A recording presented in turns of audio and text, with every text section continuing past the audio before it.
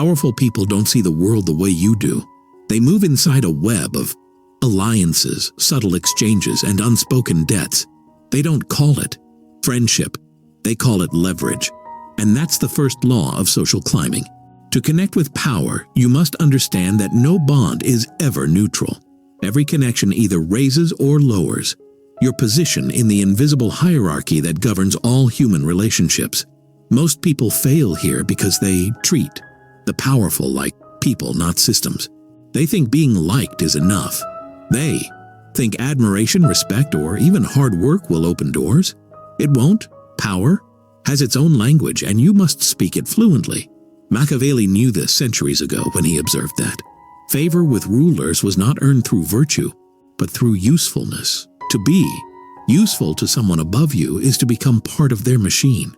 To be admirable but irrelevant is to be invisible. So, the first law is simple. Never approach power as a beggar.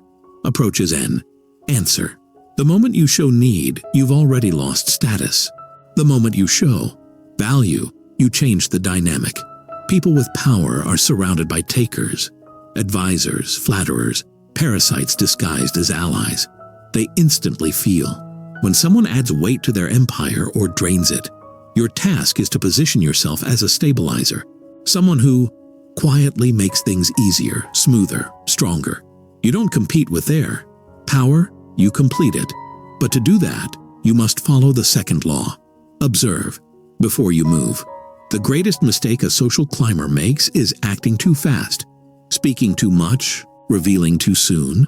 Machiavelli wrote that one must study men, as one studies the terrain before battle. The powerful often hide behind personas, but their real desires, fears, and insecurities always leak through subtle cracks. Tone, timing, who they listen to, who they interrupt. You are not there to impress yet. You are there to diagnose. Because once you know what they truly crave, recognition, loyalty, amusement, admiration, you can deliver it in a form they cannot resist. And that leads to the third law. Mirror their world, not yours. The powerful expect familiarity, not foreignness. They trust those who reflect their values. Back to them, even subtly. You don't copy, you harmonize. If they are pragmatic, you become practical. If they prize exclusivity, you speak in the language of rarity. It's not about deceit, it's about rhythm. When you match their rhythm, they stop feeling they're dealing with a stranger. They start believing you get it. And in that moment, your outsider status begins to fade. But harmony alone is not enough. Which brings us to the fourth law. Maintain mystery in your value. You must never appear fully known. When you reveal everything you can offer, you become a product, and products are replaceable. Machiavelli's genius was in understanding that partial revelation creates demand. You want them to sense that you have more depth than you show, more reach than you display, more connections than you admit. When they sense there's something you're not saying, curiosity replaces indifference. You go from being one of many to one of few. Yet this must be handled with precision, because the fifth law says, appear humble in ambition, yet fierce in execution. The powerful despise overt hunger for status. It reminds them of their own climb, of the years they spent clawing up, and they prefer not to see that reflection. So you must appear calm, patient, indifferent to advancement. But when opportunities appear, you move decisively, even ruthlessly. The powerful recognize this duality instantly, restraint with purpose. It signals that you understand the rules, but play them with your own rhythm. Then comes the sixth law, make. Powerful people compete for your loyalty. Nothing flatters the ego of a ruler more than believing someone of value chose them. If your allegiance feels automatic, it loses worth. You must position yourself as someone worth courting. The secret is to create light. Friction, not rebellion, but independence. If others of influence seek your time or respect, let that be known subtly. It raises your price without words. As Machiavelli warned, those who make themselves too available to a single master become disposable. The powerful protect what is hard to possess. And the seventh law, learn to turn flattery into strategy. Empty. Praise is poison. The powerful hear it all day. What makes yours different is precision. Instead of saying you're brilliant, say your timing on that. Decision, what was exact? No one else could have read the moment that clearly. Now, your compliment carries insight. It shows you understand what they pride themselves on. Discernment, intelligence, control. When you praise the right qualities, you reinforce their self-image. And when you reinforce their self-image, they associate that feeling with you. But you must never forget the eighth law. Never let your ambition outshine theirs. Even if you are more talented, more insightful, or more capable, you cannot display it too openly. Power has a fragile ego. Machiavelli warned that those who seem to threaten a prince's superiority will be crushed, not because they are dangerous, but because they make the ruler feel vulnerable. The art is to conceal your strength behind deference. Let your achievements appear to serve theirs. The clever social climber hides sharpness inside obedience. Power protects those who appear loyal and destroys those who appear equal. Now, once you've earned proximity, the ninth law becomes critical. Build alliances sideways, not upward. Many obsess over impressing those at the top, but the true game lies in the circle around them. The gatekeepers, assistants, advisors, and trusted confidants. These people shape perception, control access, and whisper in the right ears. They are often more dangerous and more valuable than the figurehead themselves. Machiavelli would call them the invisible princes, the real holders of influence behind the throne. Befriend them quietly. Offer them small advantages. Win their protection. They'll carry your name upward without you ever asking. The 10th law. Make gratitude a weapon, not a weakness. When someone powerful helps, you never respond like a servant. Respond like an equal who recognizes the exchange. A servant says, "Thank you" once. A strategist shows appreciation through return value. Perhaps you solve a problem for them later or bring them information that aids their goals. Gratitude backed by action transforms the dynamic. You are no longer a receiver, but a contributor. And contributors are hard to remove. But let's not ignore the 11th law. Master the art of subtle rebellion. Total submission invites contempt. You must occasionally resist politely, intelligently, in a way that intrigues rather than threatens. A small disagreement here, a quiet defiance. There, it signals individuality, not insubordination. It tells the powerful that you have a spine, and people without spines cannot be trusted. Machiavelli observed that. Those who flatter without boundaries soon lose credibility, but those who know when to say no carefully and with reason gain respect. The key is to disagree as if you're protecting their interests, not attacking their authority. The 12th law flows from that. Control your visibility. Exposure is seductive, but fatal if mishandled. When you are too often seen, your novelty fades. When you are rarely seen, but always remembered, you become mythic. Step back after each success. Retreat into silence. Let others speak your name. The powerful crave those who seem selective with their presence. It mirrors their own behavior. The less accessible you appear, the more they chase your attention. And the 13th law, the crown of them all, is to always move as though you belong. Even before you've earned a seat at the table, your posture, tone, and presence must signal certainty. Insecurity smells louder than arrogance. When you enter a room full of power, you don't wait to be accepted. You act as if acceptance is inevitable. Machiavelli would say that fortune favors the one who appears already favored. Power respects confidence that requires no confirmation. When you move like you belong, others will start to believe it before they even know why. And all of these laws orbit around one truth. Connection with power isn't about pretending to be more. It's about understanding the dance of perception. It's about offering presence instead of pleading, precision instead of flattery, control instead of chaos. The powerful aren't looking for equals. They're looking for reflections of their own dominance. And if you can mirror that without losing yourself, you won't just create connections. You'll build an empire of influence that grows quietly, invisibly, until the day comes when you no longer need to climb. Because by then, you've already arrived. But even arrival is an illusion. In the world of power, there's no such thing as a final position. Every circle, every alliance, every bond is fluid. What elevates you today can bury you tomorrow. Machiavelli understood this instability better than anyone. His secret wasn't just knowing how to rise, but how to stay elevated without becoming a target. That's the hidden continuation of these laws. How? To keep your connections alive, valuable, and strategically aligned without ever being trapped by them. The next principle is subtle but vital. Never become predictable. The moment.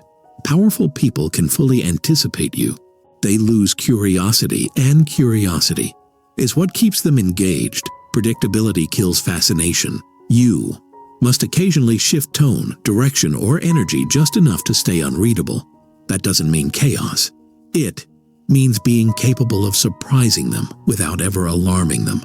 Maybe you're the calm one who suddenly brings a brilliant idea to the table, or the quiet one who acts decisively when no one expects it. That spark of unpredictability creates an emotional hook. They remember you as the one who could always be counted on to break the monotony of their world. But unpredictability only works if grounded, in control. So balance it with the next principle. Learn to vanish. Strategically, silence is power's favorite ally. When you disappear for AA, while people start wondering where you went, what you're planning, whether you've advanced somewhere else, that curiosity keeps your name circulating. The powerful respect those who know how. To withdraw, it signals independence. You're not orbiting anyone's gravity. You have your own center. When you return with momentum, a win, a story, an insight, something that justifies your absence.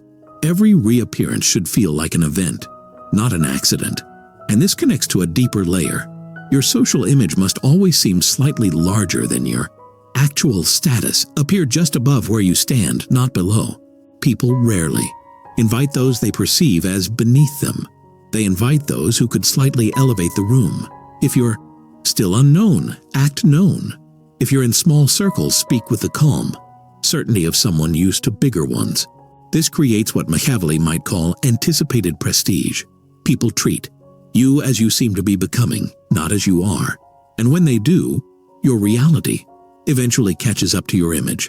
Still, there's danger in building impressions, which brings us to another principle. Never compete for attention directly. Let others exhaust themselves, performing for the spotlight while you build quiet credibility behind it.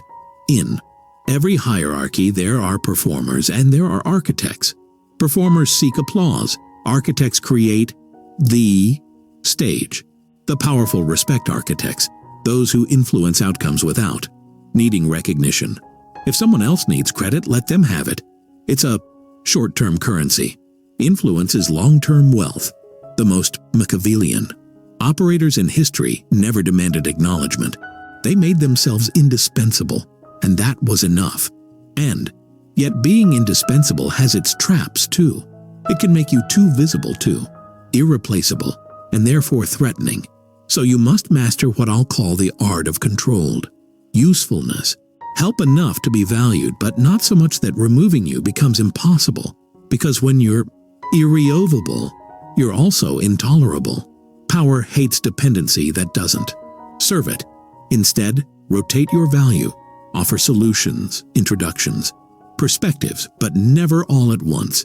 Create the sense that your usefulness evolves. Machiavelli would have said, a ruler tolerates those who help him win, not those who remind him he cannot win without them. Now let's move into emotional politics, the terrain where most ambitious people fail. The higher you climb, the less logic governs relationships. Everything becomes emotional economics. Powerful people don't want truth. They want comfort disguised as insight. They don't want contradiction. They want confirmation flavored with challenge. They want to feel smarter after talking to you, never smaller. So the way you frame your ideas becomes your real power. If you need to disagree, phrase it as enhancement. That's a great point. Maybe adding this angle could make it unstoppable. You're not opposing, you're amplifying, you're shaping their thoughts without triggering their defense. That's how influence works, through emotional calibration, not intellectual dominance. And because of that, the next rule becomes indispensable. Always be the calmest person in the room. Power gravitates toward emotional stillness. The loudest voice may dominate attention, but the quietest one often commands respect. When others panic, stay composed. When they argue, listen. When they react, analyze. Stillness radiates control, and in any hierarchy, control is magnetic. Machiavelli taught that fear is not always enforced with violence. Sometimes it's earned through calm unpredictability. When people can't tell how you'll react, they proceed carefully. Your restraint becomes its own authority. From there comes the next principle, perhaps one of the hardest. Make powerful people feel safe in their insecurity. Every person of power carries hidden doubts. They worry about betrayal, relevance, loss of control. Your task isn't to exploit those insecurities. It's to soothe them subtly through trust. Let them feel that you understand without judgment. Share your insights privately, never publicly. The more someone believes their weakness is safe with you, the more they bind themselves to you emotionally. They may never say it aloud, but they'll start defending you in rooms you've never entered. That's real social leverage. When people with power protect you because you hold their unspoken fears, then comes a critical inversion. Never make them your entire focus. If your world revolves solely around powerful people, they will sense dependency. Dependency is repulsive to those who control resources. You must maintain other alliances, even with those beneath you. Influence works in layers. If you are respected across multiple strata, upward, sideways, and downward, no single connection defines you. This independence makes you rare. Powerful people love what they can't fully own, and they stay interested in what they can't fully predict. Now let's talk about your demeanor. People often think social climbing means constant performance. It doesn't. It means mastering contrast. Be restrained in speech but vivid in expression. Be polite but never submissive. Be warm but never available. That delicate tension, approachable yet untouchable, is what draws people in. Power loves what glows but doesn't burn too close. If you can master that emotional distance, you'll find that people of influence begin chasing your approval without realizing it. And that's when your real ascent begins. When you stop chasing acceptance and start radiating it. When you become the type of person who seems to belong everywhere, yet owes nothing to anyone. The most dangerous social climbers aren't loud, ambitious, or hungry. They're tranquil, deliberate, impossible to place. You can't tell whether they're at the beginning or the peak of their rise. That ambiguity unsettles people, but it also attracts them because in a world addicted to hierarchy, mystery feels like power. This is what Machiavelli meant when he said that appearance often outweighs reality in the pursuit of influence. To connect with the powerful, you must sculpt perception like an artist. Each gesture, silence, and word placed with intent. You don't need to dominate rooms. You need to design atmospheres. You don't need to win arguments. You need to guide emotions. And above all, you don't need to climb visibly, only strategically one invisible rung at a time. Because true social elevation doesn't happen on grand stages. It happens in whispers, glances, and moments others overlook. The real climb begins when you stop seeking to be noticed and start seeking to be remembered. But to be remembered by the powerful, you must first learn to exist within their world without ever being consumed by it. Power seduces, and the closer you get to it, the more it tries to pull you into its rhythm. It's endless. Demands for loyalty, attention, and validation. That's where most social climbers fall. They mistake proximity for permanence. They think being invited means being accepted. But in truth, every room of influence has two kinds of people. Those who are useful and those who are used. if you don't know which. One you are, you're the latter. Machiavelli would have told you, never forget that the higher you rise, the colder the air becomes. Affection fades, but utility endures. So your next task is to make your usefulness permanent while making your dependence invisible. You do this by building leverage outside the relationship.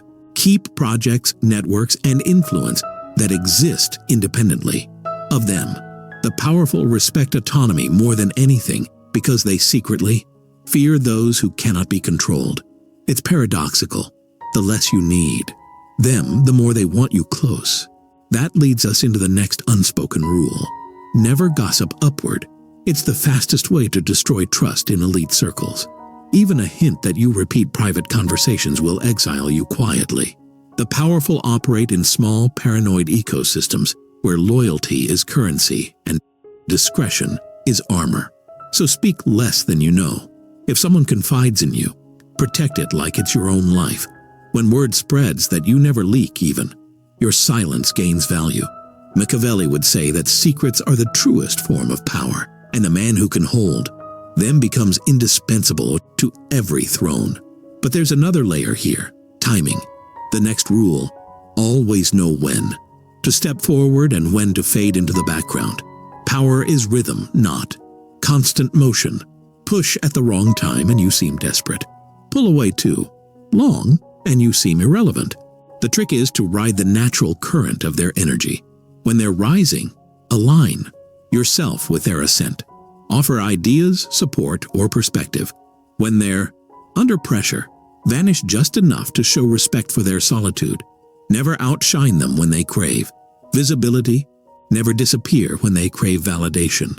The powerful remember those who read them without being told. And here's a counterintuitive truth. If you want to build genuine bonds with the powerful, don't always talk about success. Speak about struggle, not yours, theirs. Ask about the times they nearly failed, the lessons they regret, the moments no one saw. Power lives in performance, and the rarest intimacy is found in vulnerability. When someone of status realizes you see their humanity, not their title, you step out of the crowd and into their circle. Because everyone flatters their strengths, few respect their scars.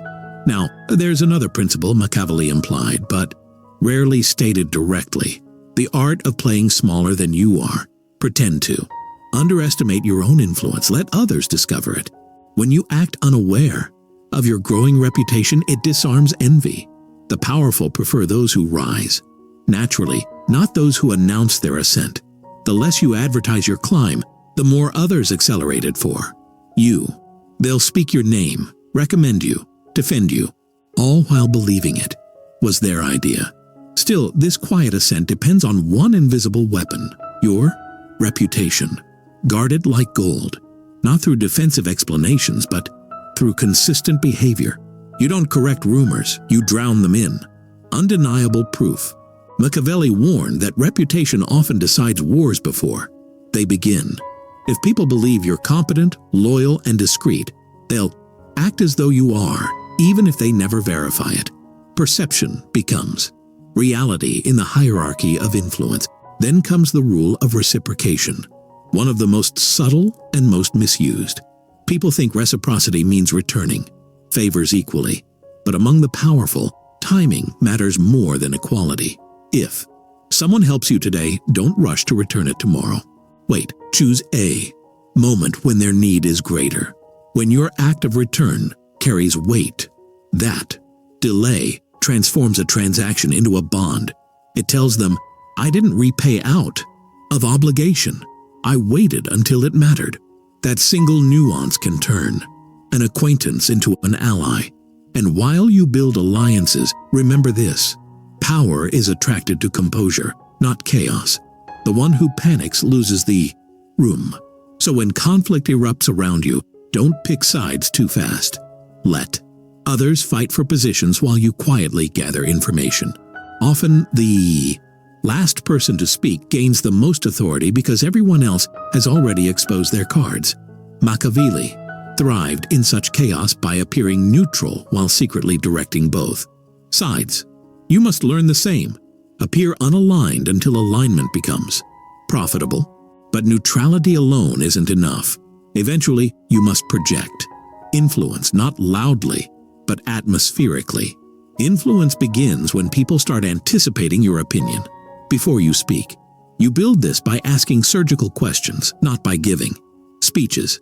Ask things that reveal intelligence without demanding attention. Over time, people will start deferring to you unconsciously. They'll wait for your reaction before forming their own. That's when you've shifted from participant to silent authority. There's a moment in every climber's journey when they realize they no longer chase introductions. Introductions chase them. That happens when your presence creates advantage for others. Maybe you attract respect or calm or opportunity just by association. The powerful collect people like that, not because they like them, but because being near them enhances their own image. That's your ultimate leverage, to be seen as the one who upgrades a room merely by existing in it. But that kind of aura can't be faked.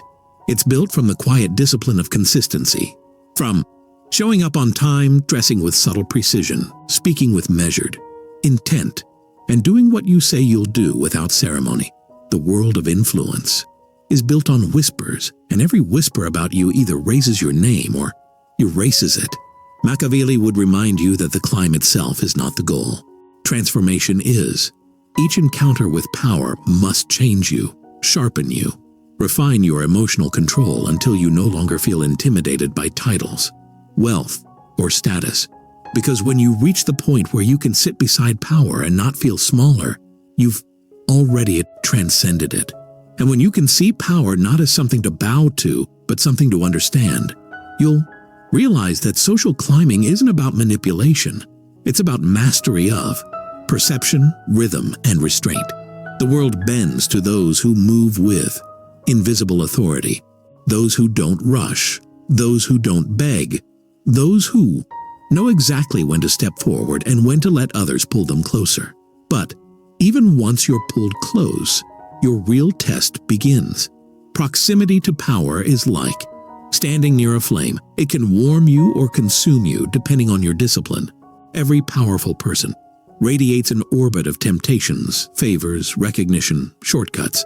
These are designed to seduce you into dependence. The clever social climber knows how to accept benefits without surrendering autonomy. That's the difference between those who stay in control and those who become pawns, disguised as proteges. The key is to take without being taken. When someone offers you opportunity, never act like it's salvation. Treat it as alignment. Frame your gratitude as partnership. Say less, thank you, and more, this will allow me to contribute better. It's a subtle shift, but it keeps you level, because once the powerful feel you owe them, they'll start testing how far that debt goes. And when you decline a command wrapped in kindness, they'll remember it, not with anger, but with respect. It signals boundaries, and power secretly respects those who possess them. Another silent rule: never enter a room to prove yourself. Enter to observe, align, and absorb. The moment you try to prove, you give others the authority to judge. The moment you listen more than you speak, you become the evaluator.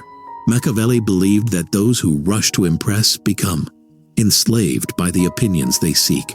But those who appear content to simply understand will always seem more confident. Because confidence isn't loudness, it's quiet self-certainty that needs no validation. Still, you can't remain silent forever. When you do, speak. Make your words weigh something. Don't talk to fill silence. Talk to end speculation. The powerful don't have time for chatter. They listen for signal, not noise. So, make your speech. Deliberate. If they ask for your opinion, don't rush. Pause. The pause alone builds gravity. Then answer with precision, as if you were sculpting your words from stone. People of power will lean in, not because of what you said, but because of how deliberately you said it. And that brings us to another layer of control: your emotions. The higher you climb, the more you'll encounter envy, provocation, and subtle disrespect. Some will test you just to measure your composure. You must never react to insult with visible offense. A. Calm smile is more frightening than anger, because when others expect reaction and get stillness, they begin to question themselves. Machiavelli would call this emotional supremacy, the ability to remain unreadable in moments designed to expose you. The moment you show that you can't be emotionally manipulated, you graduate from guest to contender in any circle. Now there's a paradox here. To rise socially, you must connect deeply without ever attaching emotionally. Affection clouds judgment. It makes you loyal to people instead of to purpose. And the powerful world is ruthless with sentimentality. You can care, but you cannot depend. You can empathize, but never idolize. Treat everyone as human, but no one as essential. When people sense that you could walk away at any moment, they handle you more carefully. Detachment in. This world isn't coldness, it's armor. Yet detachment doesn't mean distance. You must still radiate warmth. Influence is not gained by intimidation alone. It's gained through ease. The powerful surround themselves with tension, competitors, and fear. If you can make them feel relaxed while still commanding respect, you become irreplaceable. Machiavelli hinted at this balance, the rare ability to make a ruler feel both superior and safe. The safest way to do that is to project confidence without competition, intimacy without intrusion. Be their quiet stability, not their storm. And here's something few ever grasp. Humor used wisely is one of the greatest social tools in existence. It disarms, connects, and signals emotional intelligence. But it must never feel performative. Laughing at the right time shows empathy. Forcing laughter shows weakness. A single well-timed comment that lightens tension can achieve more than 10 strategic compliments. Humor at its best is the language of equals. It momentarily erases hierarchy. If the powerful can laugh with you, they start seeing you as part of their inner circle rather than an outsider seeking entry. Still, laughter doesn't last. Memory does. That's why the next rule is about residue. Every encounter must leave a trace. People rarely remember details. They remember impressions. After speaking to you, the powerful should feel one of three things: curiosity, admiration, or reassurance. Anything less means the moment was wasted. The best way to leave that trace is to say something that lingers, an idea, a phrase, or even a question that replays in their mind later. You're not trying to dominate the conversation, you're trying to echo in it. And to build that kind of resonance, you must become what Machiavelli would have called a student of pattern. Study how influence moves in rooms. Notice who talks to whom, who interrupts whom, who laughs at whose jokes. These are signals of power. Distribution. Learn them quietly and soon you'll navigate social structures with surgical precision. You'll know when to speak, when to vanish, when to praise, and when to withhold. Every moment becomes a chess move, and you'll stop playing checkers with people still seeking attention while you're building influence. But all this strategy, all this restraint means nothing without one essential trait: patience. The climb to connection is not measured in meetings. It's measured in impressions compounded over time. You don't conquer a hierarchy by bursting into it. You seep into it slowly, invisibly, until one day no one remembers when you arrived, only that you've always been there. And that's the invisible Machiavellian art: to rise without visible ascent, to become vital without anyone noticing the moment it happened. The world of power rewards not those who declare their worth, but those whose worth becomes quietly undeniable. And once your worth becomes undeniable, the game transforms. You're no longer the one trying to enter the room. Now, you're shaping how the room feels when you're in it. But this stage demands a different kind of intelligence, a deeper one. You can no longer just seek connection with the powerful. You must now sustain it. And sustaining it requires something few people ever master: psychological distance wrapped in social closeness. You must learn how to be trusted without ever being fully known. Here's where most falter. They confuse familiarity with influence. They get too comfortable, start speaking too freely, and forget that in the presence of power, every word has weight. Machiavelli warned that the downfall of many promising courtiers came not from betrayal, but from loosened tongues. When people of influence feel you're too open, they stop viewing you as mysterious and start viewing you as manageable. So you must guard your thoughts like state secrets. Reveal only what strengthens your image, not what satisfies your urge to be understood. Power rewards enigma, not confession. But that secrecy must never feel like distance. You still need to project connection. So master the art of selective intimacy. Tell small human stories, moments that reveal empathy, without vulnerability. Maybe a brief tale about a mentor, a small failure that taught you precision, a fleeting insight about people. These fragments make you relatable while still keeping your inner life hidden. The powerful don't want to know your depths. They just want to feel that you have them. Now, once that rapport is built, your next move is to subtly redirect their perception of value. To go from being seen as useful to being seen as essential. Use competence to enter. Use insight to remain. Show that your thinking saves them time, protects them from error, or helps them read others more effectively. The person who can simplify chaos for the powerful becomes a quiet necessity. Machiavelli's courtiers didn't survive by being charming. They survived by being the rare few who made rulers feel safer in uncertain times. That is the highest form of influence, to become a source of clarity in an environment that thrives on confusion. But clarity must come dressed as suggestion, not correction. You never tell the powerful they're wrong. You show them a better path that feels like their idea. Instead of saying, "This won't work," say, "What if we adjusted this slightly?" The goal is to steer, without appearing to steer. When they repeat your idea later as their own, don't correct them. Smile inwardly. Influence isn't ownership of ideas, it's ownership of outcomes. There's another layer you must understand. Hierarchy is emotional theater.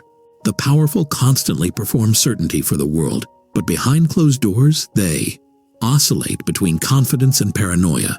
They live surrounded by loyalty that's rented, not earned. So, the most magnetic kind of person to them is one who feels unshakably consistent.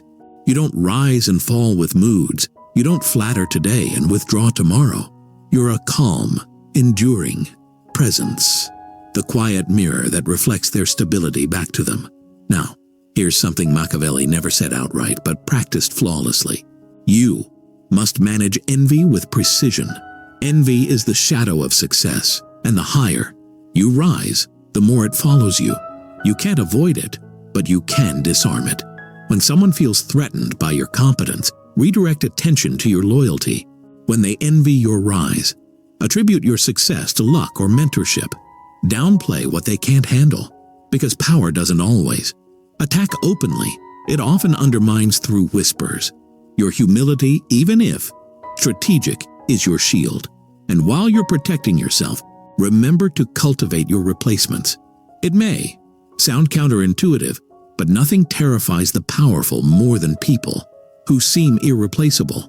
They start imagining how to remove them. So you do something no one expects. You empower others and you introduce new talent. Delegate small victories. Make others shine under your orbit. It signals confidence and security, and in the process, you weave a quiet web of loyalty beneath you. Power that depends on one person is fragile. Power that flows through many who owe you is indestructible. Another secret? Never mirror desperation. The powerful test people constantly, not through what they say, but by how others react to their absence. If you lose composure when they go silent, you failed. When they withdraw, you must not chase. You must mirror their stillness. Silence from power is often a test to measure your dependence. Pass it by, staying unmoved. Your calmness becomes your credibility. At this stage, something strange begins to happen. People start treating you as though you belong to a higher order of perception. They begin seeking your approval, repeating your phrases, adjusting their tone to yours. Don't resist this. It's the invisible ascent Machiavelli admired when influence flows toward you naturally, not by force. The mistake would be to celebrate it. The wise operator simply stabilizes it, never flaunts it. You must look like you. Carry power lightly as if it doesn't even interest you. Nothing draws respect faster than restrained dominance. And as your circle expands, the rules of behavior shift once again. You'll begin meeting those above the ones who once seemed untouchable. Here, the air grows thinner and the risks sharper. In these upper circles, charisma loses to subtlety, and loyalty becomes theater. Everyone smiles, everyone praises, and everyone quietly calculates. The only defense here is self-containment. Never speak casually, never share rumors, and never let admiration blind you.